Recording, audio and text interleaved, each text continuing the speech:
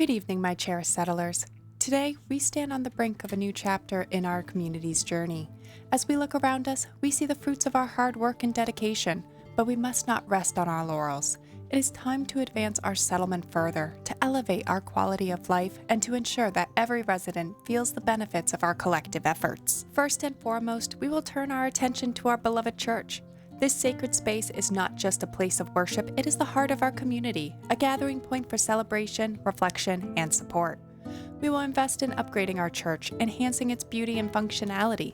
Let this church be a beacon of hope and unity, where we come together to celebrate our achievements and support one another in times of need. But our commitment to quality of life extends beyond the church.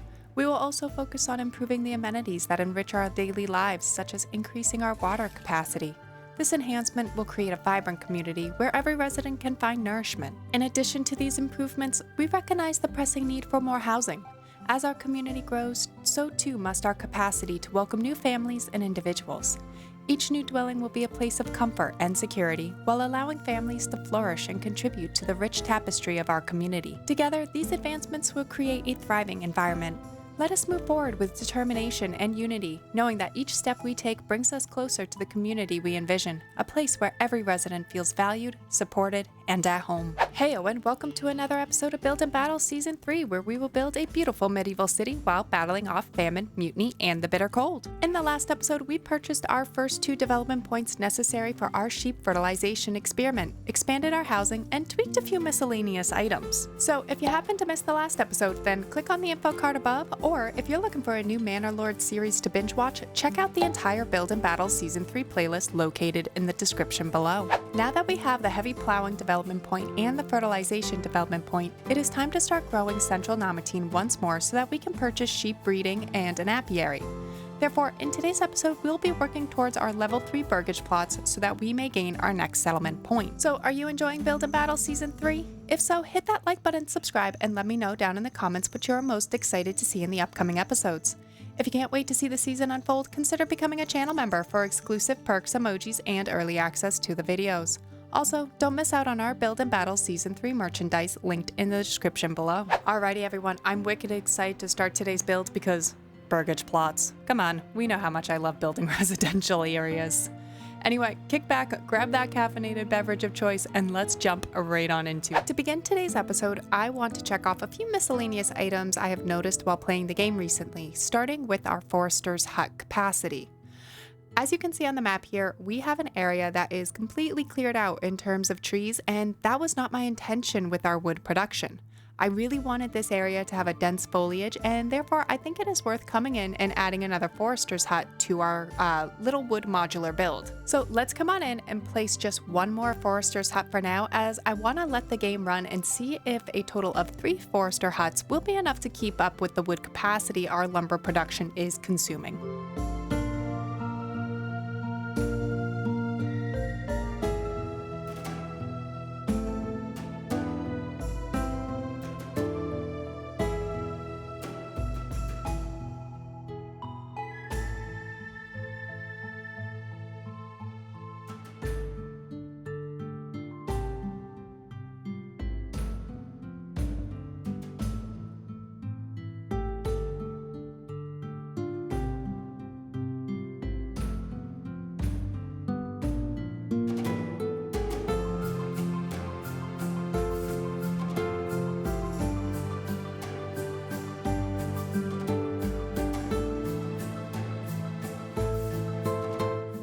Next, I want to increase our well capacity. The ability to upgrade our wells to level 2, I think they're stone wells now. Well, this came in the last major patch, and now we're actually beginning to see the effects of that patch and the need to upgrade the wells. As you can see, these Burgage plots are not getting enough water. Now, part of that is because they are so far from a well, but let's see if increasing the level of the well helps at all.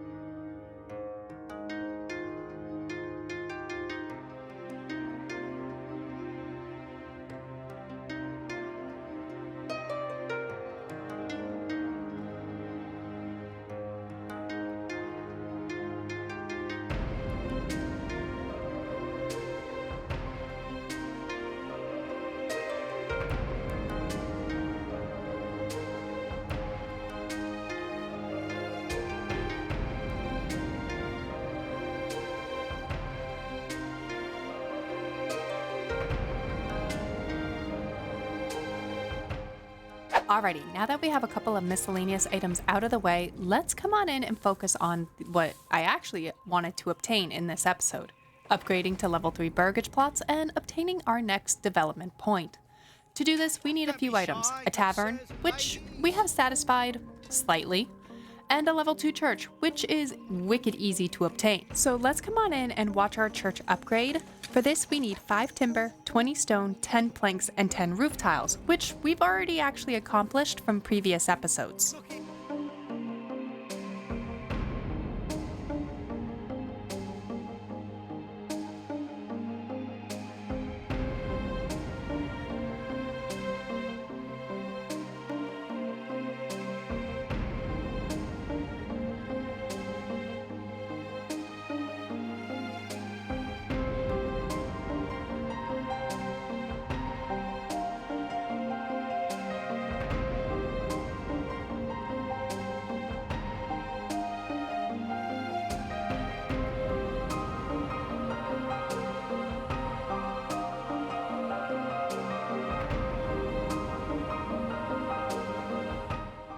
Next up, we'll be upgrading our Burgage plots to level 3, but we need to let our changes kind of take effect before we're able to do this.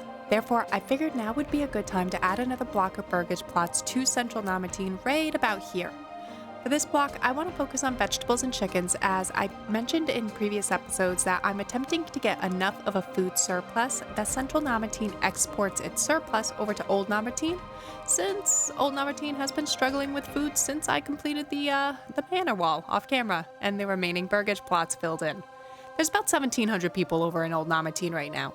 It's surviving, however, it's teetering on a very precarious thread, so I want to try and tip that thread into a more secure environment. Therefore, let's come on in and squeeze another block of Burgage plots in around our church and try to bolster up our egg and vegetable production.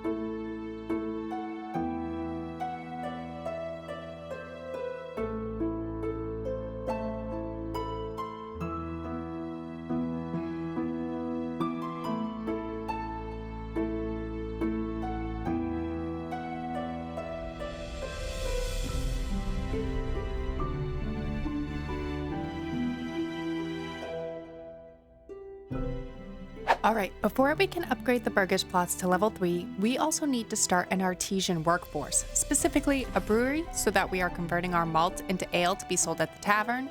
Now, honestly, I figured while we are upgrading a brewery, we might as well go ahead and upgrade a butcher shop as well, so that we can produce meat from our surplus sheepies. That is, once we have a surplus of sheepies. So let's come on in and upgrade some of our level 2 Burgage plots around the marketplace with an artesian workforce.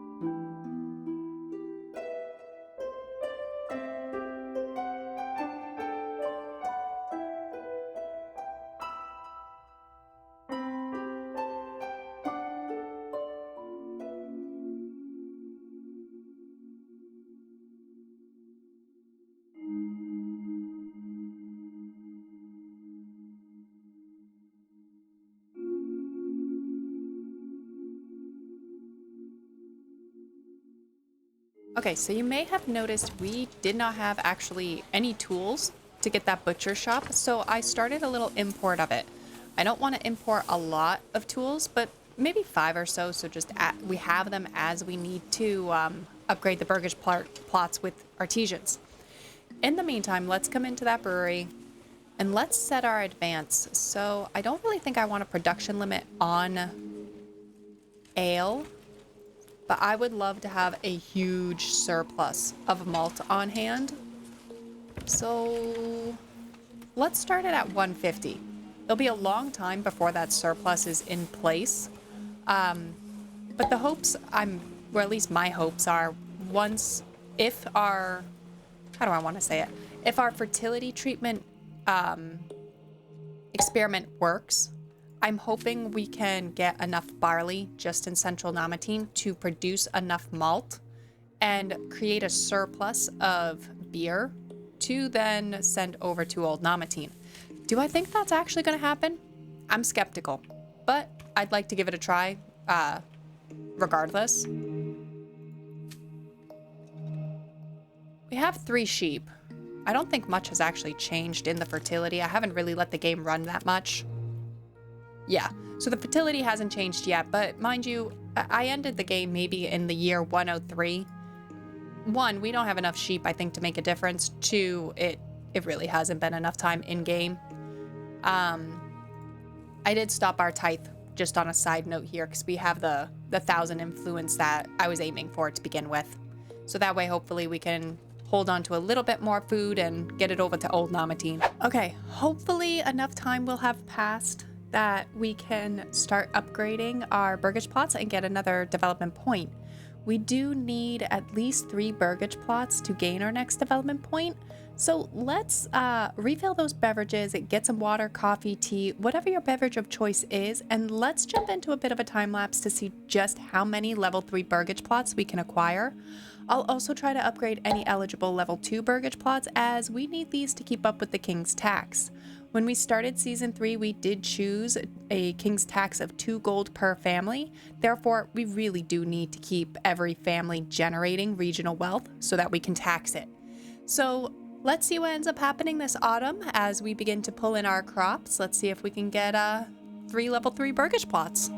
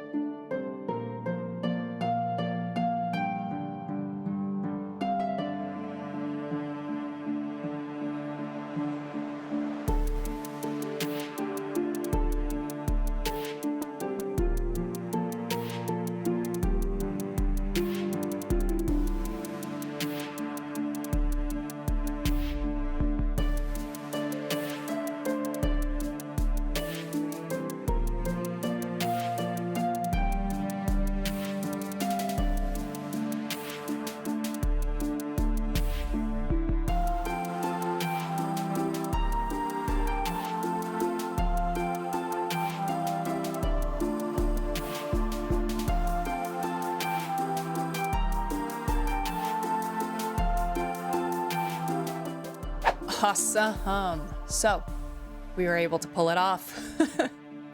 So let's come on in here, and I want to get the sheep breeding in particular. I want to get the honey soon, but the honey it's more aesthetic than it is practical.